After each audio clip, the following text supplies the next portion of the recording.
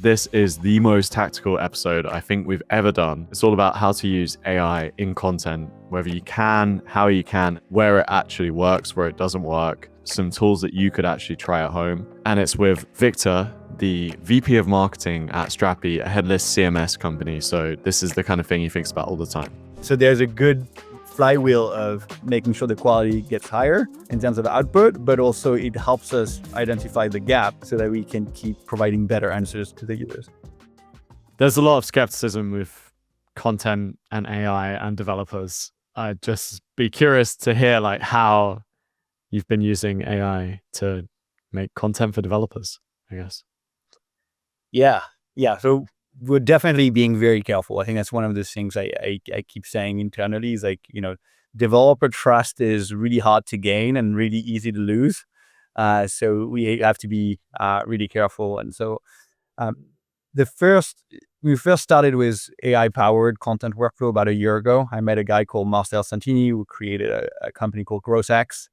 And I was really impressed with like how much effort they went into putting together workflow that were like pretty intelligent. So like they had multiple steps to ensure like the output meets like the expectation.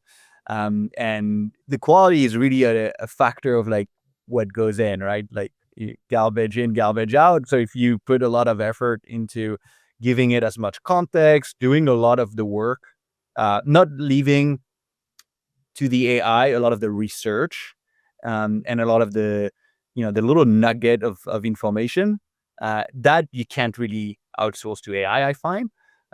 So when I say like, AI powered content is still very much human in the loop at every step. Yeah, it's more augmented.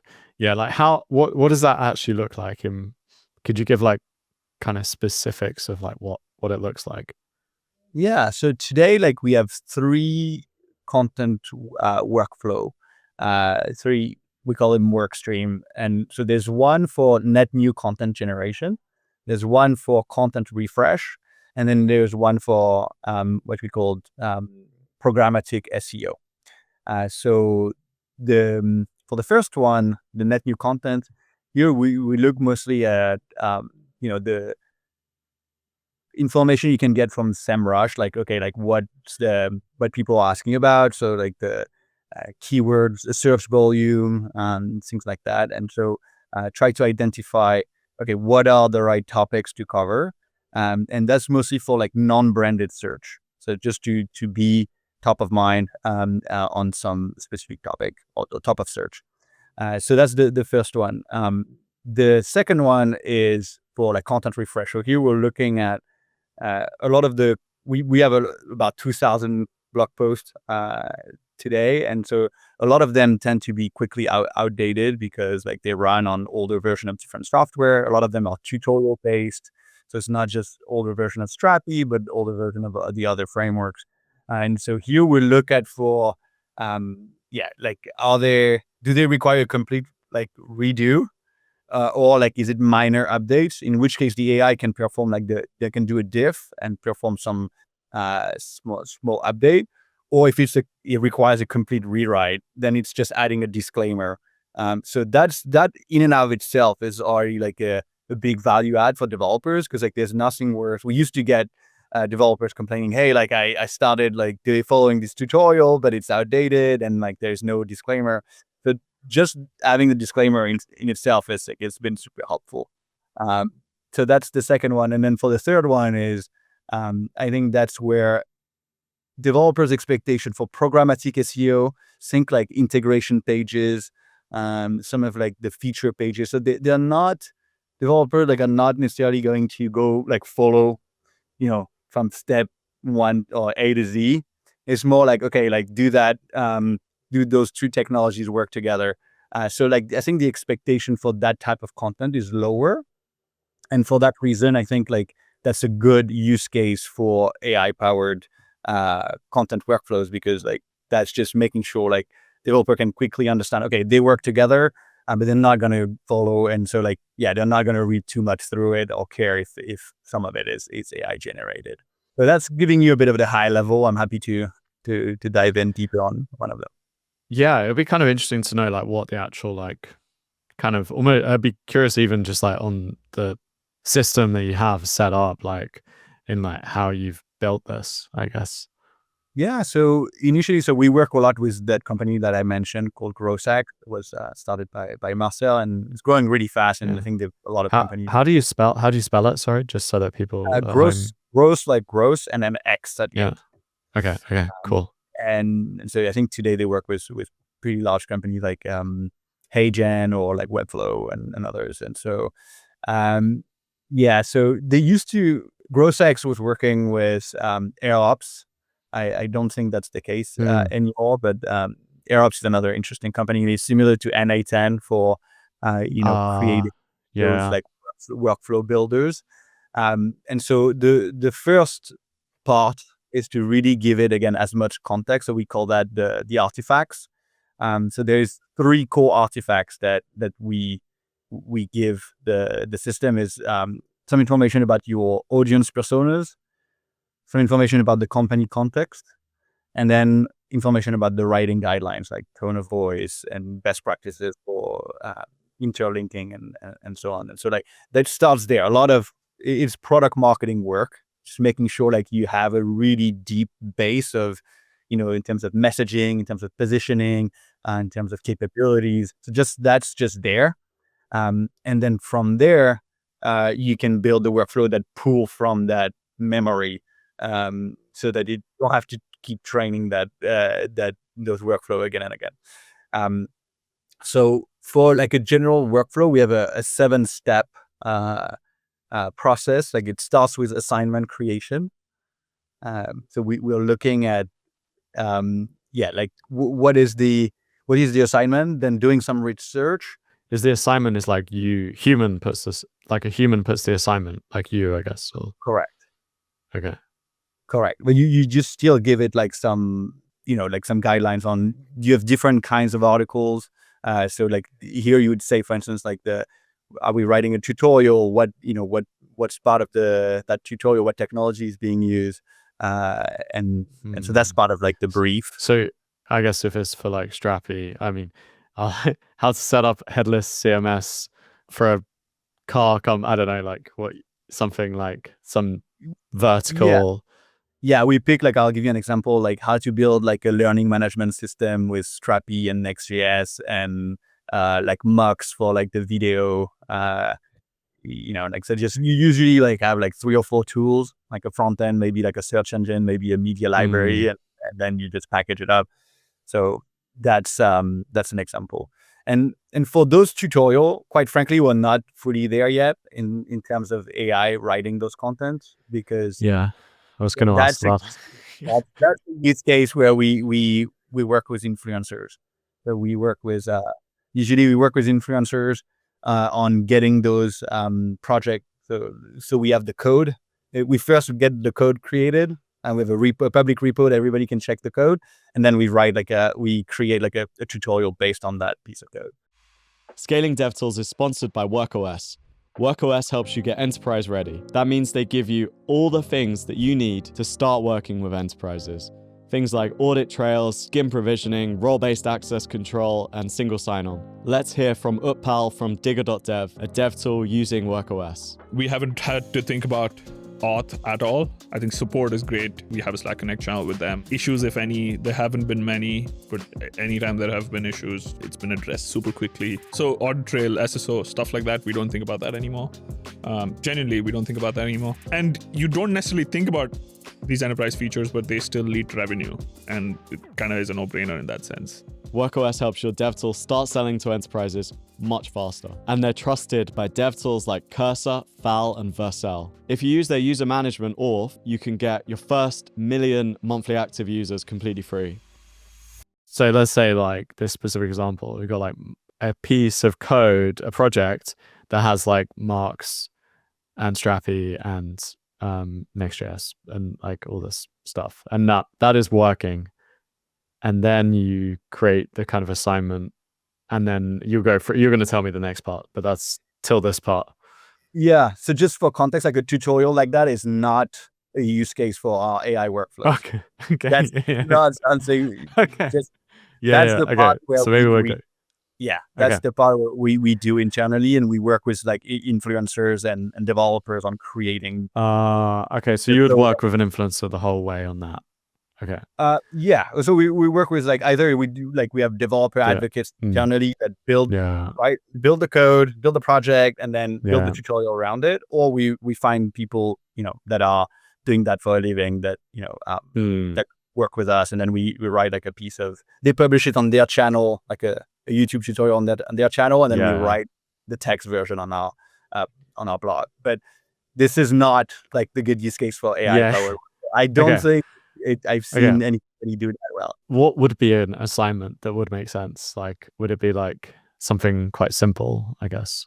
Yeah, so here we're looking at a lot of like the like listicles in some. So like, okay, like let's look at the top editors. It's still like a valuable piece of content, like the top editor in 2025. So you give it like a nice like comparison, and like I try to add some good visuals. That's a good piece of content that AI can do a really good job at.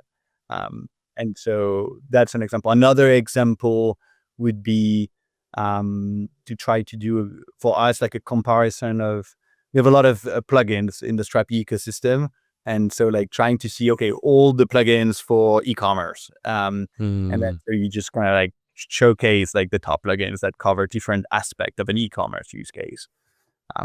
Those are examples of where we have a content workflow for net new content. Yeah, that's really cool. Okay. And so you have the assignment. So we say like, okay, so the top editors in 2025 is an assignment. Yeah. And correct. You put the visuals, you create visuals up front, or like this goes like, into system. I'll give you the 7 steps, and then we can dive okay, sorry. No worries. So yeah, first is like assignment creation. Then it's about the research. So that has like human in the loop, but like also like the AI can do some of the research, looking at top ranking URL for that specific keyword that we're trying to rank for. Then it looks at like an outline generation. Then it goes into actually writing the article. Then we have a step for fact checking and code review. Oh, cool. Then we do internal linking, because that's a big part of SEO and where LLM shine is just really like having a good inventory of all your content and creating what is called like topic cluster. Super important. This is like making potential changes to other blog posts and stuff, for instance, linking to this one. Is that? It's mostly referencing other blog posts. Within this article. It's creating a bunch of links like that point to other places. Yeah, and so you're not making changes to other ones linking here. It's like linking to other pieces within this piece. That's part of like the work stream we have for content refresh. So updating, when we like update, like do a mass update of our existing like content inventory, we can do that for existing posts. In this context, I was describing like we do internal linking for net new content. And the final step is like all the metadata. It's like making sure like that is done well for like optimization, like SEO and GEO best practices. That's the thing nobody wants to do, so it's perfect use case for AI. Yeah. That's amazing, actually. Yeah, this is incredible. And I feel like, and just like this is a side point, but right now I feels like tutorials and stuff it's not great at. Do you think that's going to change? Do you think you'll one day, like say in 2 years or 3 years or even less, you'll be able to do the same process but like tutorials? I think so, for sure. I'm pretty convinced. Like, I mean, let's see how far we've gone in terms of like not only to create like you can vibe code an app, so that part in itself is like also kind of taken care of. Like you don't need to stitch everything together. Like it'll give you like a good skeleton. You'll still need human in the loop.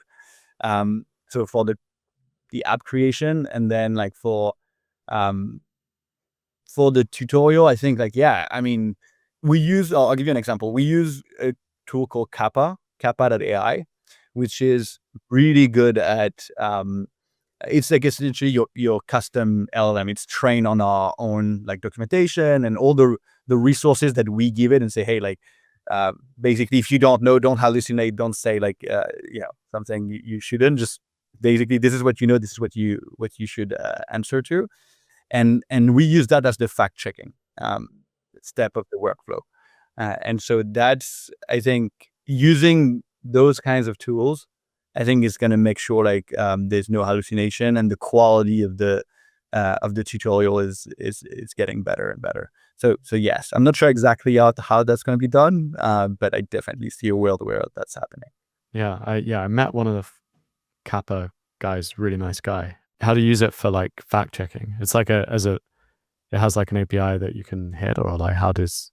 Yeah, it has an API. So like we call the API from the workflow, and then that just makes sure like it's Kappa doesn't flag anything as that, just not that's in the output of the workflow. There's nothing. Yeah. Wow. So Kappa can like flag stuff that is not like, it's like, no, this is wrong. Well, so we it's like, you can use Kappa, you copy paste the blog post in Kappa, and you say, hey, like, does that sound, so you can still do that, but we're just automating it by calling the API. So because cool. we use other models for the first step. And so we want to make sure we do the fact checking with a model that we have 100% trust in. Because you've been using that on your site, so you know that like correct. That's trained. You know where the edge. Yeah. Our engineers, and so like everyone in the team has been checking, and so that's an interesting part about Kappa, is like you have that feedback loop. So now we're also looking at we're using that for content discovery. They introduced a new feature called Content Gap, because you can see where Kappa like sometimes say, I don't know, and so like you're like, oh, they should know. And so like that's just pointing like where the content gaps are. And then it tells our team, okay, like we need to write about this. And so there's a good flywheel of, Kappa is not only making sure the quality gets higher in terms of output, but also it helps us identify the gap in the initial step, so that we can keep, making the Kappa smarter, and then providing better answers to the users. This is really cool. I didn't know about this. This is that's amazing. It's like tests for like, feels like the kind of, like people, it's like if you've got good human written tests, you could like vibe code the hell out of it, and like this feels like the kind of the equivalent in content, I guess, of like you could get it to create lots of stuff and then know it's true, hopefully. Yeah. And so one thing we're like experimenting with is also for like social listening, we use another tool called Octolens.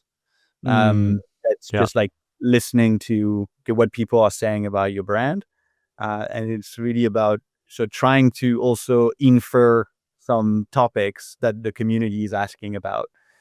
So that's another, in terms of content gap detection, it's not just Kappa, but also like, okay, let's listen to what the whole world is talking about in terms of, okay, like what about using vibe coding tool for the front end and then a headless CMS for the back end? A lot of people are asking about that.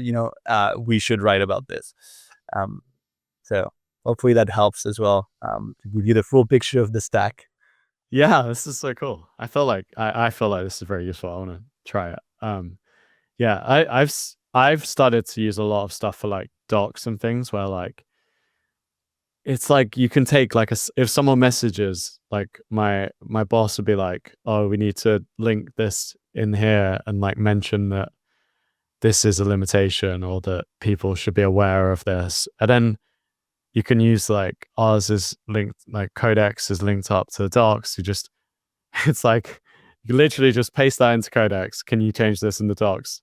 And it will like 99% of the time do it really well. Yeah. And you've got like pull request, and just boom, it's updated. And so this feels like, and that to me feels like a very useful use of AI. That's like it's useful. It means we can update docs faster, and this feels like similar in the sense that like, okay, right now it's like listicles, but I can see like, so it seems like this is gonna just allow you to create such like incredible scale of content that. Yeah. Yeah. Another example is around like FAQ, so like for the feature pages, so trying to anticipate what are the questions that users have or might have, and then creating really smart FAQ with AI. That's something that that works really well for us, and it's providing value. And it's really good for GEO, so generative engine optimization, or whatever people call it these days. That's another, I think, good use case for AI. Yeah. Okay. First question is GEO. Is this a real thing, or is it like just do SEO? I think it's quite different. But there's obviously an overlap. I mean, it's the same principles. Backlink, important in SEO, important in GEO, but they are like things that are different. And so it's different game. And one thing that's really important is the freshness of your content. So that's why I think AI plays a big role in keeping your content fresh. Because we see a lot of the content that used to perform well, they're slowly decreasing because there's probably fresher content that's coming and taking our spots. And so that's why like we're able to monitor like those downward trends for some of the content that used to rank really well, and try to improve. It's telling us, okay, like that content is no longer fresh. Like we need to spend a little bit of time to make it better and update it with the latest. So that's another good use case, I think, for AI spotting like the. Yeah. And are you kind of doing that like are you doing that by eye? You'll see this is degrading in your dashboard, and then you will go like, Yes. what does that look? That's how you're doing it. Yeah. Yeah. No, that's step is still is manual, but you can track it. Do you have like a flow for updating, like another workflow for Correct refreshing? Okay. Yeah, exactly. That's what we were mentioning earlier. Okay. For interlinking, for topic cluster creation. Okay. That's another thing that's changing with SEO versus GEO. Is that in SEO, there used to be like one keyword or two keywords, and that used to make or break whether you're getting like traffic. And with GEO now, people type like 20 words like prompt, right? Yeah. So all of a sudden, like the long tail of content is more important. And so you can go after very niche topics with AI by automating some of like the content coverage for that niche, for that long tail. You can do that like better with AI and create content cluster. So you can have, like, let's say you have in a content cluster, you have one piece of content that's your authority. You say you point every single blog post on that topic, point to that core piece. That piece should be human written and like a very good really tutorial. Like somebody like spent hours like making it super good. And then all the other pieces of content that are more informative but less value, but they all point to that that main post, and that's how you create a content cluster, and that's how like that's important for GEO. Is that different because of GEO? Like it's just more like cards on the table. I'm not good, like bit of a noob in SEO. I get the premise, but like, is that much more important in GEO, the clustering? Yeah, I think so. And again, because of like the prompt are getting longer, so that's an opportunity to surface content that cover like a more specific. So they're like your net, kind of the slightly lower quality surrounding pieces are like the net that catches people, and then they get to there, and then they get linked to the one that's really good, and that's the one that really helps them. But they wouldn't have got there without the one that addresses their specific words that they put in. Correct. Yeah, that makes sense. Because I guess also people just don't know what to search sometimes, probably, right? Like it's just, they don't know what they're looking for. They maybe don't know what like a headless CMS is. Just like they want to be able to add a blog, and they don't want to use WordPress or something. And like So, and that's another thing. So freshness is super important. And then you have like the social mentions. That's why I think like the Reddit is becoming even more important. Just making sure like it's user generated content, making sure like you have that third party endorsement from people. That's more like the share of voice of your brand, and how that's surfacing in those key channels where, in our case, where developers are spending their time. Used to be Stack Overflow, now it seems to be a lot more Reddit. Yeah. So yeah, having that presence and having that community of fans that recommend your brand, I think it's super important. Do you have like with Octolens, do you just have like because I think we've got it set up, but not right now because we're so small, we don't get many mentions, but we just get lots of like competitors and like keywords and stuff. To be honest, like it's something that I have not been checking very much because it's just got these like always white Slack channels with like tons of stuff. How do you like make sure you use it well, I guess? Yeah, how do you break through the noise? I think it's a good question. Like, so we have a weekly recap. I think it does a really good job at sending you a weekly summary, and then that's actually something that we share straight with the PMs. It's not just for like a go-to-market team, but also for like product and engineering, so they can get something back from the community, and so it gives you like the highlight, and then with like the different mentions as a citation. So you can refer back to but it gives you a summary. Okay, highlight what are things people love, and then lowlight what are things people don't like. And so that's giving the team a lot of the feedback, is like confirming, what they know from interviews and research. But that's coming on the weekly basis. So it's good feedback for the team, and then for what Strapi, our developer advocate, also the goal is to not go every time somebody mentions your brand or like a competitor, you come in and say, hey, check out like your own brand. That's what you should not do. Okay. What you should do is Don't like, do that. don't do that at all. I think like people will see like it's spam. First of all, you'll be banned. Like they have moderators. It's not gonna go through. But it's really about, helping people. If people have questions, they're stuck. Or we mostly do that for our own subreddit. And then in some cases, for other subreddit, it's just, providing value. So it's, so we use it just to recap, feedback for the product engineering, content gap analysis, like what people are asking about, what content we should create. And then for like kind of support, and making sure that support is, they have answers, because those Reddit questions, they show up in ChatGPT or in Google. So if they come not answered, then the chances are, if somebody's asking, other people are going to be wondering, and so it's important that everything gets answered when there is a question. And that's another use case for Kappa. We used to, on the forum or on Discord, like people ask question, we used to tag our Kappa so that like they all have answers, and because those things get indexed, and then that's like another way where you have a flywheel going on, is to use AI for support coverage. So wait, someone asks the question, and then Kappa answers, or Kappa gets tagged in the answer so that they build up their knowledge base. Is that what?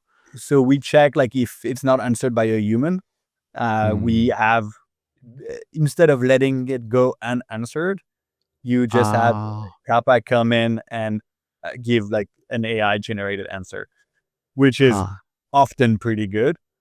So that way you try to keep the best of both worlds, like, trying to get that community collaboration alive, but in case people don't get answer, you loop in the AI.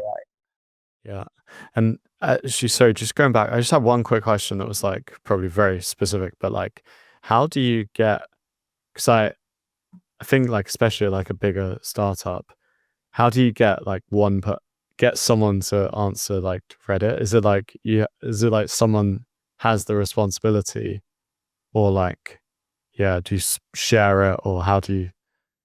Yeah, we share it. So we have a Slack channel where like mentions get posted, and then people, you can just check, like, let's say, okay, I answered it, just put like the check emoji, and so like whenever it's not like we don't do 100% answer, we try to do most of the time. It's a team sport. Yeah. Okay. And then within people do try. Yeah, that makes sense. That's cool. Actually, yeah. One other point, going back to like the SEO, GEO stuff. Seems like you're using tools for that. You mentioned Semrush. Is that what you're using for GEO as well? Yeah. So we use Scrunch for Scrunch. Yeah, for GEO. It's like a lot of people know about Profound. It's another one. So it's giving you like citation. It essentially does the same thing as, I think, actually Semrush now. They have also like GEO capabilities. But it's like, they're querying. You define your prompts that matter to you, and then you monitor like your presence in those key prompts. But those tools are moving fast. Yeah, it's still new. Okay. Is it useful? I think it does provide some value for sure. Like you can really understand how you're doing against your competition. What are the sources? So building authority, like domain authority, is something that was important with SEO. It's still important in GEO because you see some of that in the answers to the prompts, and so like it also tells you what are the good outlets to try to get coverage. So yeah, it is useful for sure. Okay. Yeah. This is really helpful, by the way. Just generally, like, thank you for sharing so much, because I think like this is the sort of thing that, I mean, for myself, this is useful. Sure, people listening finding this super helpful as well. My pleasure. Yeah. Are there any other ways that you're using AI in marketing that people may not be realizing that you can use it for? That's a good question. So we mostly use it for content, and we're trying to see. What's interesting with GrowSex and some of the tools I mentioned is like we're trying to see what should be from a tool outside of Strapi versus like a tool that we develop internally. That there's a build versus buy question, and because as a content management system, there is obviously a lot of things that we feel should be the role of your CMS. So it's more like building some of those agents internally. So we just announced like in Strapi.ai you get a AI architect. So you give it like a Figma file, and then it creates the content model, the content schema for that file. That's one example. Another one is like content translation, so you can automatically translate your content. Another one is like for the metadata. When you upload your images, just making sure it fills out the meta tags. So those are like some of the things that we do outside of Strapi, like we've been doing for like a couple of months, but we also, that informs a lot of the strategy for us internally. Okay, like that's, if we're doing it, other people are gonna want to do it as well, and like it should be done in the CMS directly, because not everybody can afford to have like to work with an agency and build some advanced content workflows. So I think that's important to say. It is an investment for us. I speak a lot about like channel market fit. So for us, like content is one of our main acquisition channel, because developer, it's important. It works well with developers. We have a low contract value, low ACV. So like you have to also look for a channel that is low CAC, because either when you look at CAC versus ACV, you need to also make sense of the channel. And so for us, content makes sense, especially because we're a content management system. But you also, we also recognize that some people, it might not make sense, even though they're in dev tool. Maybe it, depending on the size of their contract value, they should think about maybe content a bit differently. One thing you said there, just on like languages, do you think like, okay, so let's say we started, like we're like 6 people, and if we started using Strapi for for our blog and stuff. At what point do you think it makes sense to start like using language, like putting other stuff like to start translating? That's a good question. It kind of depends on what you're seeing in your community. I remember talking to Sam at Mastra. It's so funny, like, because I've spoken. You're about to say that they're big in Japan, right? Yeah, exactly. Yeah. It's so funny. Yeah. I've spoken about this like 5 times on the podcast. I think Mastra is like so known for being big in Japan. It's so funny. It's totally that. Everyone And knows. I know some others. Then it's a Code Rabbit. For instance, Code Rabbit is another company that is big in Japan. Yeah. So I think it also depends on like your user base. Like it's maybe a chicken and egg problem, right? But it I think before investing into, well, I guess it's changing. The unit economics of doing internationalization is getting better and better. It used to be costly because you have like translators and build like and pay like a translation tool. But that with AI, like all of a sudden the cost of internationalization is shrinking. And so I think it's gonna be a no-brainer. For tutorials and stuff, is it better because you don't need to translate the code? And so that's kind of the anchor. Like, even if you mess up the stuff in between, they're still going to have the code. So is it like going to be maybe better than just I don't know. Or have you, yeah. I think so. I think it's going to be better because you have that common denominator. So that a lot of in a tutorial, like a lot of the text is code anyway. So that you don't have to translate as much. So yes. Yeah. Do you guys translate into different languages? Not so much today. But for the reason I mentioned, because it's a matter of economics. But I think when we just are shipping that AI translation, I think that's definitely on the roadmap to dog food and then start translating. Okay. So if we start seeing your blog in Japanese, then we know what's coming down the line. Exactly. The release is coming soon. Yeah. Exactly. Okay, great. Cool. And then do you see like among like your customers any interesting stuff that people are doing with LLMs and stuff that's like paying off? Yeah. Programmatic SEO is a big one. So I think a lot of people are able to create like a very large number of pages thanks to headless CMS and AI. So for our customers, that's you give like the structure is always going to be the same for all those pages, and that's where like the headless CMS approach to content modeling makes a lot of sense. And then you just have AI in the loop to fill in the variable piece of content for each specific technology. So we have a lot of companies doing that really well. Just Eat Takeaways is one of them that is able to localize the for like groceries, like food deliveries in X cities. So that's an example. So that's covering the long tail of pages and keywords.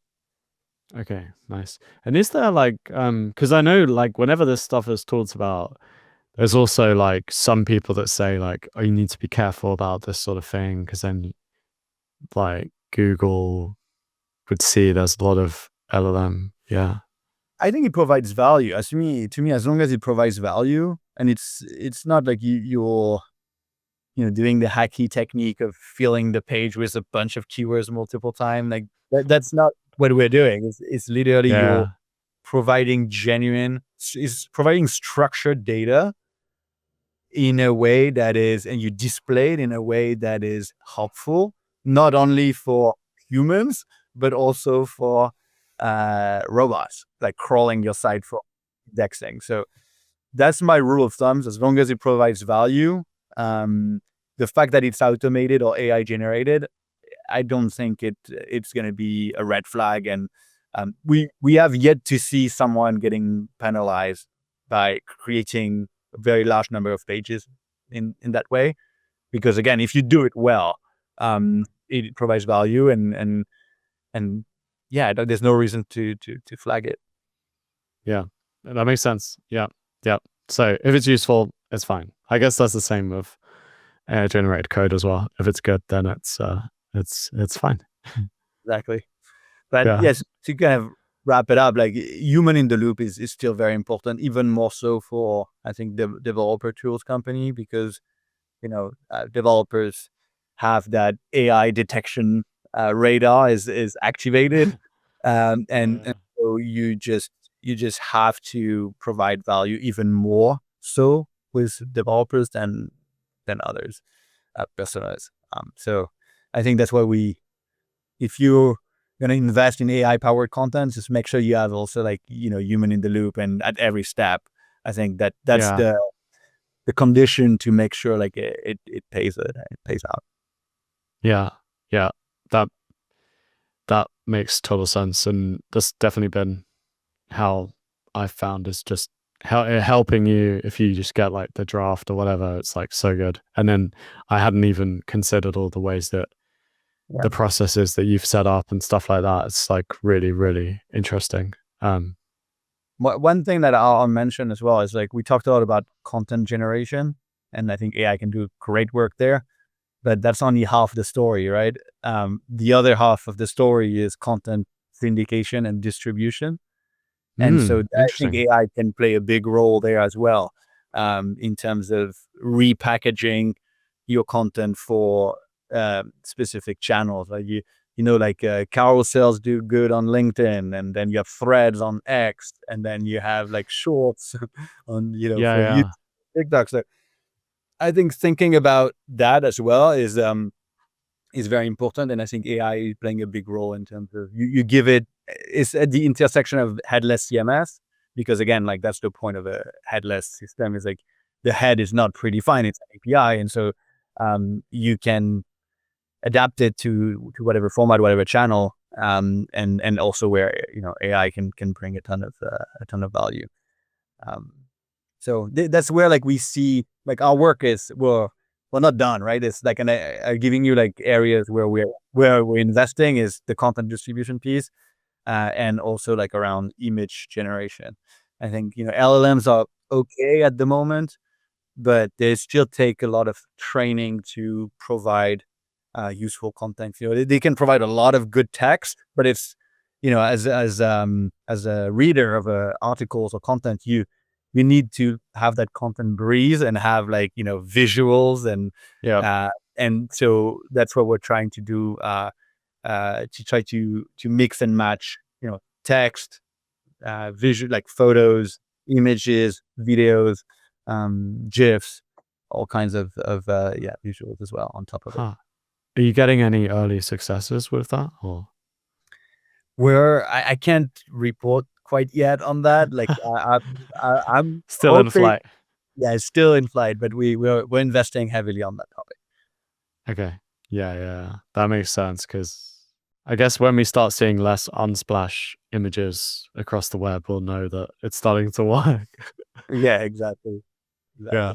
I think we're almost there. I mean, you just look at what's happening with like the models are just getting much better, right? So Yeah. My sister's been posting that, like the Gemini, like homeless prank where you put like told my mom that there's like a homeless guy and that she invited him in for lunch and stuff. Like it's, I don't know if you've seen that, but it's like taken over. It's like, so my sister's using Gemini now, which like feels like, and she's not techie at all. It feels like it's definitely breaking in, and I don't know, oh like it's yeah, getting, yeah, with Sora too, and I mean, it's gonna yeah. be wild. I think. I mean, that's another important fact you're bringing up is the quality of content.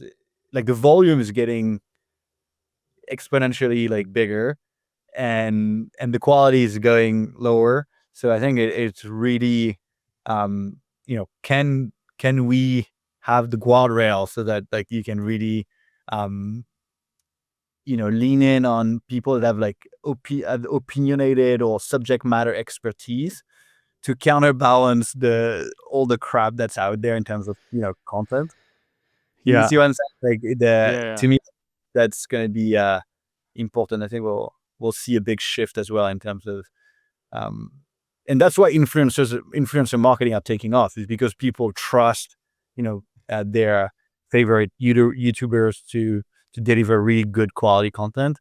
But yeah, I think that's an interesting topic as well. So I think, is it what you're saying is like there is all this opportunity to create lots of content and to like keep things up to date and have this like much bigger like surface area of content, but also you can have like having something really exceptional is even more valuable now.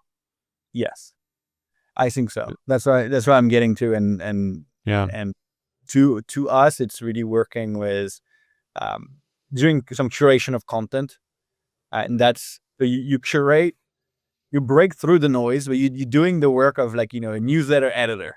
You just like you reads everything, finds like cherry picks like the top. Yeah, I think there is value in doing that as a humans, and then and then feeding that to a LLM workflow to structure your thought. You don't want to. You want to give credit to. I'm not saying you steal their work and you make it yours. No, not what I'm saying. But you give credit. You heard it here from Victor. No, but you know what I'm saying. It's like you don't take some YouTube video, then like translate it, and then write a tutorial about it. Like you want to give them credit, and you want to reference like the people that have put the work in. But I think that's really where I think the human in the loop makes the most sense. It's in the content curation step, and that goes with like the personal brand of like some like public trainers that they invest the time, and it's a craft, right? And so you want to make sure you also like again, what content comes in, like it's the quality of the output at the end. Yeah, there's not shortcuts. There's some shortcuts, but it's still it's still quality in, quality out. Yeah. Okay, amazing. Well, Victor, I think that's all we've got time for, but this was incredibly useful. I think this might be the most tactical episode we've ever done, and I loved it. Hope everyone listening enjoyed it as well. Thank you so much. You're welcome. Thank you, Jack. And where can people go to learn more about Strapi? Strapi.io is the main website, and we have a new project coming soon that's going to be in the vibe coding space. We're trying to bridge the best of both worlds in terms of our content management expertise with the wow effect of AI vibe coding.